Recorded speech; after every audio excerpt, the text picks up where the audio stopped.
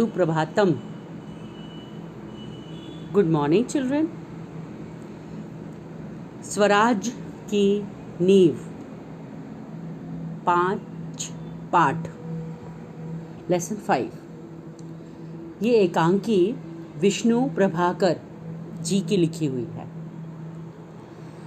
सबसे पहले तो जैसा नाम है स्वराज की नींव, यानी कि स्वराज्य, अपना खुद का राज्य, स्वयं का राज्य की नींव यानी कि फाउंडेशन. इसकी शुरुआत दरअसल 1857 में हुई थी और उसमें सबसे अहम किरदार था किसका? हर बोलों के मुख हमने सुनी कहानी थी, खूब लड़ी मर्दानी वो तो झांसी वाली रानी थी, यानी कि रानी लक्ष्मीबाई. इस कहानी में लक्ष्मीबाई, जिनके नाम सुनते ही इतिहास में अपने देश के इस इतिहास में उनका नाम सुनते ही हम सब ये सोचने लगते हैं कि उन्हें कितना प्रणाम करें.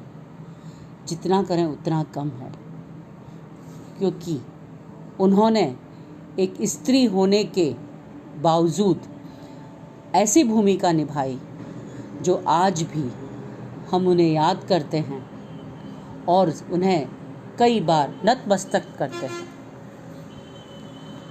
अब इस कहानी में पात्र दिए हुए हैं लक्ष्मीबाई, मुंदर, तात्या, जूही, रघुनाथ राव और सेनानायक. आप सभी बच्चों को अपने लेसन 15 स्वराज की नींव अच्छी तरह से ध्यान से शब्द के बाद एक शब्द पढ़ना है और समझने की कोशिश करना. मैं अपनी तरफ से समझाऊंगी आपको, लेकिन आपको इसे पढ़ना है यानी कि रीड करना है. ये एकांकी जो है ये नाट्य रूप में है. अब यहाँ पे देखिए, रंगमंच पर युद्ध भूमि का दृश्य अंकित किया जा सकता है. रंगमंच यानी कि स्टेज, युद्ध भूमि यानी बैटलफील्ड. कैंप कहीं पास ही लगा हुआ है. महारानी लक्ष्मीबाई के तंबू का एक भाग दिखाई देता है. पर्दा उठने पर महारानी लक्ष्मीबाई अपनी सखी जूही के साथ उत्तेजित अवस्था में मंच पर प्रवेश करती हैं. दोनों लाल कुर्ती के सैनिकों की वेशभूषा में हैं. यानी कि stage, you have to imagine children, आपको सोचना है कि एक स्टेज है जहाँ पर ये एकांकी यानी कि नाट्य रूप में ये करा जा रहा है. उसमें रानी लक्ष्मीबाई और उनकी सहेली दोनों सैनिकों की वेशभूषा में हैं. लक्ष्मीबाई क्या कहती हैं देखिए. मेरे देखते देखते क्या से क्या हो गया जूही. झांसी, कल्पी, ग्वालियर कहाँ गई, परंतु मंजिल की पास आकर भी हर बार दूर चली जाती है. स्वराज को आते हुए देखती हूँ, परंतु दूसरे ही क्षण मार्ग में हिमालय अड़ आता है. यानी इसमें वो अपनी सहेली से ये कह रही है कि बार बार, क्योंकि उस समय 1857 was the first revolutionary war. यहाँ पे कुछ प्रदेश इकट्ठे होकर रानी लक्ष्मीबाई और कुछ प्रदेश इकट्ठे हुए थे और उनका उद्देश्य था अंग्रेज़ों को यहाँ से भगा देना. लेकिन कोशिशें बहुत की और रानी लक्ष्मीबाई ने उनका एक ही उद्देश्य था, चाहे मेरी जान चली जाए मैं झांसी नहीं दूंगी. और ऐसा ही हुआ. वो अपनी आखिरी दम तक लड़ती रही, आखिरी सांस तक लड़ती रही, लेकिन उन्होंने अपने जीते जी झांसी नहीं दी. और उनका स्ट्रगल भी यही था. उन्होंने अपनी कुर्बानी यूं ही नहीं दी, क्योंकि वो बचपन से इतनी महान थी.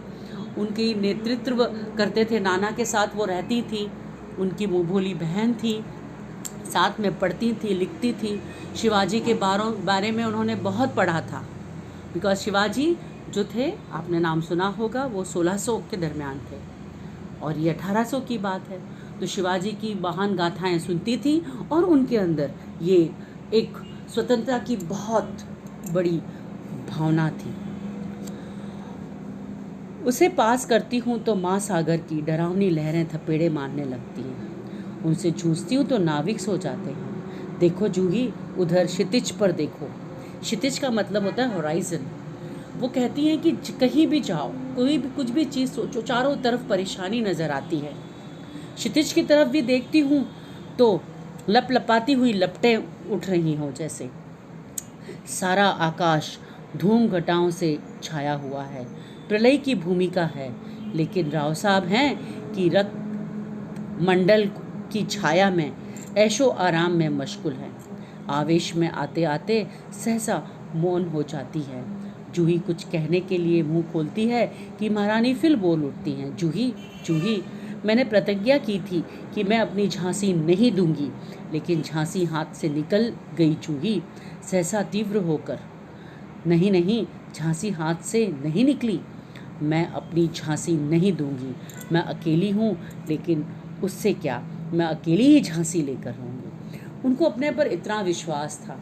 और यहाँ जो उन्होंने बात की है कि जो राव साहब थे वहाँ पे, वो अपनी ऐशो आराम में थे, यानी अपनी ज़िंदगी उनकी अपनी जी रहे थे, उनका ज़्यादा ध्यान नहीं था। मगर रानी लक्ष्मीबाई जो थी, उनकी इच्छा बहुत गहरी थी। उनको ऐसा था कि चाहे कुछ भी हो जाए, मैं अपनी झांसी अंग्रेज़ों के हाथ, यहाँ पे लिखा नहीं अंग्रेज़, लेकिन ऑफ कोर्स अंग्रेज़ों के हाथ नहीं दूंगी। जूही कहती है, कौन कहता है आप अकेली हैं महारानी? आप तो गीता पढ़ती हैं, फिर ये निराशा कैसे? क्योंकि गीता पढ़ने वाले, कहा जाता है कि जो गीता पढ़ता है उसके अंदर बड़ा साहस डेवलप होता है, उनके अंदर ये तीव्रता होती है, उद्देश्य उनके बड़े साफ होते हैं, उनको अपना गोल नज़र आता है। तो इस तरह से उन्होंने कहा, लक्ष्मीबाई, मैं निराश नहीं हूँ। मैं जानती हूँ कि मैं झांसी लेकर रहूँगी, लेकिन क्या तुम नहीं जानती कि उस दिन बाबा गंगादास ने मुझसे क्या कहा था? जब तक हमारे समाज में छुआछूत और ऊंच नीच का भेदभाव नहीं मिट जाता, तब तक हम विलास प्रियता को छोड़कर जनसेवक नहीं बन जाते। बाबा गंगादास जो थे, उन्होंने कहा था कि समाज, यानी कि ये जो सोशल इविल है, यानी कि अनटचेबिलिटी, और समाज में छुआछूत, अनटचेबिलिटी जिसको हम कहते हैं, और ऊंच नीच की भेदभाव, अगर जब तक ये नहीं मिटेगा, तब तक हम विलास प्रियता को छोड़कर जनसेवा सेवक नहीं बन जाते। यानी इस चीज़ों पे हम ध्यान ही नहीं दे रहे हैं। ऊंचा दर्जा, नीचा दर्जा, इस भावना में हम जी रहे हैं, और तब तक स्वराज भी नहीं मिल सकता, क्योंकि हमारे खुद, हमारे अंदर, हमारे जहन में, हमारी सोच में ऊंच नीच है। तो उसमें कोई परिवर्तन नहीं आएगा अगर हम इसको बदलेंगे नहीं अपने आप को। तो वह मिल सकता है केवल सेवा, तपस्या और बलिदान से। हमें ये कैसे मिल सकता है? अगर हमारी भावना सेवा की हो, तपस्या की हो और बलिदान की हो। जूही, लेकिन महारानी, उन्होंने ये भी तो कहा था कि स्वराज प्राप्ति से बढ़कर है स्वराज की स्थापना। लेकिन महारानी, उन्होंने ये भी तो कहा था स्वराज्य प्राप्ति, स्वराज की प्राप्ति से बढ़कर है स्वराज की स्थापना। स्वराज्य प्राप्त करना है, लेकिन उसकी स्थापना भी तो करनी है। पहले फाउंडेशन स्ट्रांग होना चाहिए, उसके लिए एक स्ट्रांग भूमि तैयार करना है, स्वराज की नींव का पत्थर बनना है। यानी खुद को हमें इतना स्ट्रांग बनाना है, खुद को एक फाउंडेशन जो डलता है बच्चों, उसमें है ना, जो फाउंडेशन की मजबूती होती है वो एक एक ईंट पत्थर की होती है। तो हमें अपने आप को इतना स्ट्रांग, इतना कड़क नींव को बनाना है, जिससे कि ये पता चल सके कि हाँ, हम सब मिलकर जो स्थापना कर रहे हैं उसका जो नींव है वो बहुत ही स्ट्रांग है। सफलता और असफलता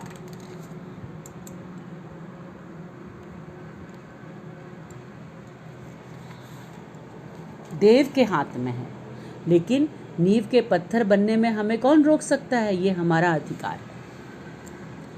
फिर लक्ष्मीबाई कहती हैं मुस्कुराकर, शाबाश मेरी कर्नल, तुम लोगों से मुझे यही आशा है। जिस स्वराज की नींव तुम जैसी नारियां बनने जा रही हैं, वह निश्चय ही महान होगा।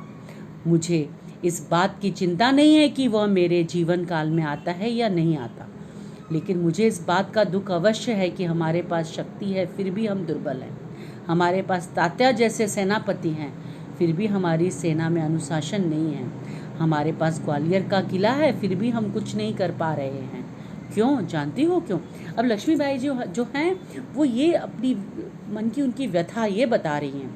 पहली बात तो उन्होंने शाबाशी दी अपनी सहेली को, फिर ये कहा कि स्वराज की नींव तो तुम्हारी जैसी नारियां हैं, इतनी स्ट्रॉन्ग, इतनी बलशाली, तो हम सवाल ही नहीं, ये निश्चय ही महान होगा। लेकिन उन्हें चिंता भी सता रही है साथ साथ, और वो ये भी कह रही है कि स्वराज जो है वो मेरे जीवन काल में, मेरे जीते जी मुझे मिलता है या नहीं मिलता ये कोई बात नहीं, लेकिन हाँ दुख ज़रूर मुझे हो रहा है कि हमारे पास इतनी शक्ति होने के बावजूद भी हम दुर्बल हैं, कमज़ोर हैं। हमारे पास तात्या जैसे सेनापति हैं लेकिन अनुशासन नहीं है, डिसिप्लिन नहीं है। ग्वालियर जैसा इतना खंबीर, इतना स्ट्रॉन्ग किला है फिर भी हम कुछ नहीं कर पा रहे। पता है क्यों? फिर जूही कहती है, जानती हो महारानी, हम विलासिता में डूब गए हैं। तभी मुस्कुराती हुई मुंदर वहाँ प्रवेश करती है, दूसरी लड़की सहेली। मुंदर, कौन कहता है कि हम विलासिता में डूब गए हैं? विलासिता में डूबे हैं राव साहब, जिनका मैंने पहले जिक्र किया था, वो बांदा के नवाब सेनापति तात्या। जूही सहसा, नहीं मुंदर, सेनापति नहीं। मुंदर मुस्कुराती है, ओह समझी, तुम तो उनका पक्ष लोगी ना। मुंदर ऐसा क्यों कहती है? क्योंकि जूही उन्हें पसंद करती है, राव साहब को। जूही दृढ़ स्वर में, मैं उसका पक्ष नहीं ले रही, लेकिन जो तथ्य है उसको छिपाया नहीं जा सकता। सरदार तात्या राव साहब को अपने तन मन के स्वामी मानते हैं। मुंदर, और तुम उनको अपना स्वामी मानती हो? जूही के लिए कह रही है। जूही, हाँ मैं उनको अपना स्वामी मानती हूँ और मानती रहूँगी, लेकिन उनसे भी अधिक मैं महारानी को अपना स्वामी मानती हूँ, और महारानी से भी बढ़कर मैं अपने देश को अपना स्वामी मानती हूँ। देश के लिए मैं सरदार को भी ठुकरा सकती हूँ और ठुकरा चुकी हूँ। वो इतनी दृढ़ निश्चय है उसका, जो जूही है वो ये कहती है कि हाँ मैं उन्हें अपना स्वामी तो मानती हूँ, लेकिन उससे बढ़कर मैं महारानी को मानती हूँ, और उनसे भी बढ़कर मैं अपने इस स्वदेश देश को मानती हूँ। मुंदर सक पकाकर, जूही तू तो नाराज़ हो गई? मेरा यह मतलब नहीं था, मैं तो केवल इतना ही कहना चाहती थी कि जब तूने उन्हें अपना स्वामी मान लिया है तो तू उन्हें रोकती क्यों नहीं, उन्हें समझाती क्यों नहीं? क्योंकि वो विलासिता नाम में डूबे हुए हैं, इसीलिए वो कहना चाहती है कि तुम उन्हें रोको। विलासी मतलब उनके जो जीवन है वो व्यर्थ गंवा रहे हैं, वो ध्यान नहीं दे रहे हैं, अपनी ज़िंदगी उन्होंने पूरी तरह से कुर्बानी नहीं दे रहे हैं अपने देश के लिए, अपने राज्य के लिए, ऐशो आराम की ज़िंदगी जी रहे हैं। लक्ष्मीबाई, जूही ने उन्हें रोका है मुंदर, मैं जानती हूँ। जब राव साहब के कहने पर तात्या इसे नाचने के लिए बुलाने को आए थे तो उन्हें उनको बुरी तरह धुतकार दिया था। जूही, हाँ रानी, मैं स्वराज के लिए नाच सकती हूँ, बराबर नाचती रही हूँ, परंतु विलासिता में डूबने के लिए अपनी कला को किसी के गले की फांसी नहीं बना सकती हूँ। जो मुझको ऐसा करने के लिए कहते हैं उनको मैं ठोकर ही मार सकती हूँ। लक्ष्मीबाई दीर्घ निश्वास लेकर, ठोकर ही तो नहीं मार सकती जूही, वही दर्द तो हमें कचोट रहा है। अगर ठोकर मारकर हम उनकी मदहोशी दूर कर सकते तो बात ही क्या थी। मतलब वो लक्ष्मीबाई कहती हैं कि अगर हम ठोकर भी मार देते कम से कम उनकी मदहोशी से तो दूर हो जाते वो, लेकिन ऐसा हम कर ही नहीं पा रहे।